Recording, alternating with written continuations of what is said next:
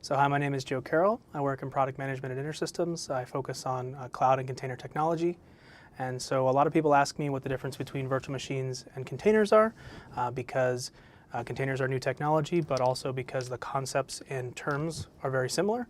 And so the goal of this video is to sort of help you understand the differences between these technologies and how they're the same. So let's start with the oldie but goodie, the virtual machines. So in a virtual machine environment, we have, of course, an operating system which is running on top of our hardware.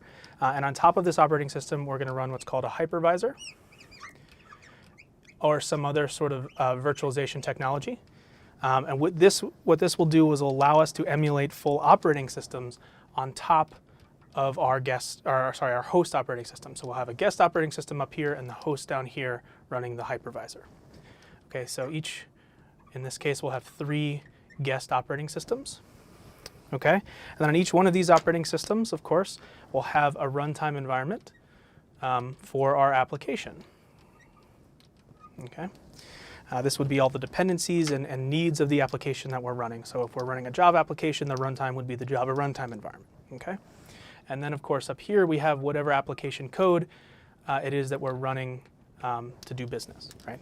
Okay, so in the virtual machine environment, we're emulating essentially each one of these is a virtual machine which we're emulating on top of the hypervisor. Okay, this differs, of course, from containers. In containers, we don't have a hypervisor. Instead, we have a container runtime engine. And so the most common one that you see is Docker. Okay, but it could be Kubernetes, it could be Red Hat OpenShift, or something else that's able to orchestrate and run these containers. Okay, and with each of them, of course, we have a runtime again, and an application that's running up here. Okay, and so when we're talking about containers, we're actually talking about one of these units here being a container. All right, so between containers and VMs, or rather containers and VMs, there are a couple similarities and differences. Okay, let's start with the similarities. In both virtual machines and containers, we have isolation. Okay, so with each one of these VMs, they are running sort of in their own sandbox, isolated from the other VMs, and they only interact if I decide that they should interact. Okay, and the same thing goes for containers. Each one of these units will run in isolation from the other containers that are running on the system.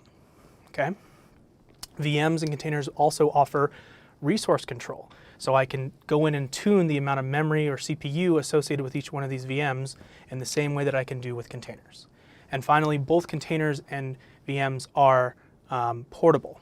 So I can take one of these VMs, freeze it in an image, and run it anywhere a hypervisor runs. In the same way with containers, I can freeze one of these container images and run it anywhere a container runtime exists. Okay? But there are some important differences here as well. It's not just the same technology. With containers, we actually don't have a full operating system associated with them. Okay?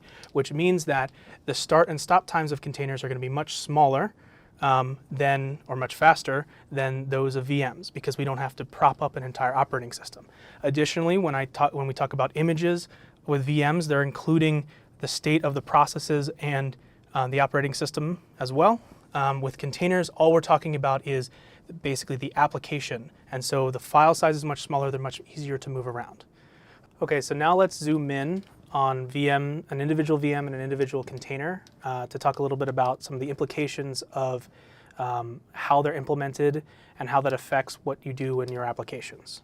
Okay, so just to go through it as a reminder, with a VM we have a host operating system which is running a hypervisor or other virtualization technology, and on top of that we'll actually have the VM, which is a guest operating system, a runtime environment, and the application that you're running. Okay? In a container, we don't have this operating system emulation. Instead, we run directly on the host machine.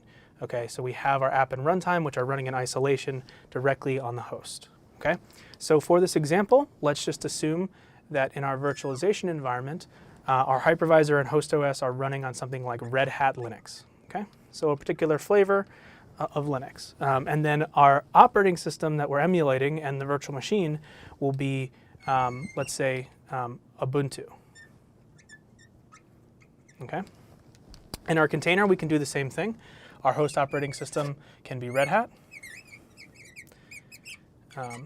And our container image can be running a flavor of Ubuntu. And I say a flavor of Ubuntu here because it's not going to be a full operating system. It's just going to be sort of the binaries and the things that make that flavor of Linux look and feel like Ubuntu.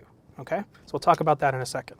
So in a virtual machine, if my application makes a system call, for example, fork, okay, to generate a new process, the kernel which will fulfill that fork call will be the Ubuntu kernel, okay, in our emulated operating system, okay, on our guest OS. With containers, it's different.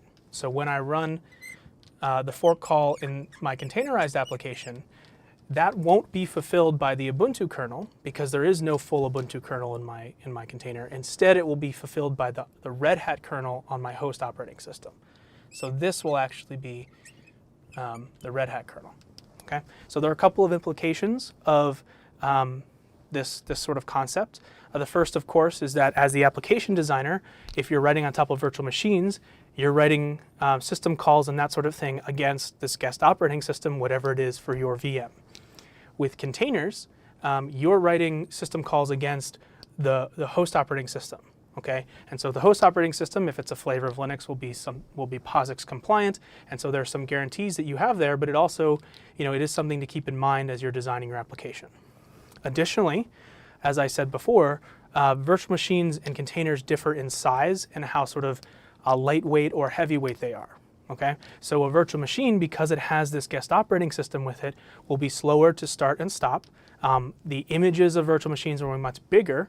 Okay, but again, that comes with the benefit of having this full operating system with it. With containers, they're going to be much smaller. Okay, so the start and stop time of this will be shorter than the ones with virtual machines because we don't have to start and stop a full operating system every time we start and stop a container.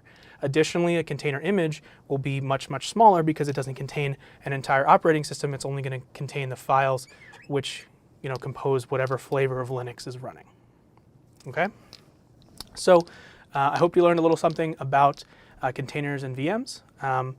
And if you want to learn more about InterSystems technology or this sort of thing, go to learning.intersystems.com. Thanks.